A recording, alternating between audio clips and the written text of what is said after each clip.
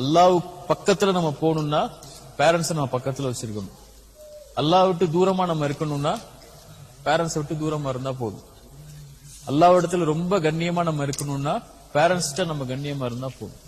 நம்ம இந்த உலகத்துல யார் நம்ம மேல சாட்டிஸ்பாக்சனா இருக்காங்களோ இல்லையோ, யார் நம்மள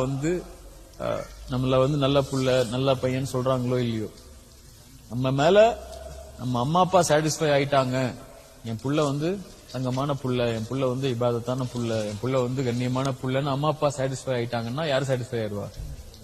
அல்லாஹ் சாட்டிஸ்பை ஆயிடுவோம். என் புள்ள கெட்ட புள்ள, என் புள்ள பயங்கரமான தொந்தரவா இருக்கான் எனக்குன்னு அவங்க கோவப்பட்டாங்கன்னா யார் கோவப்படுவா? அல்லாஹ் கோவப்பட்டுரும்.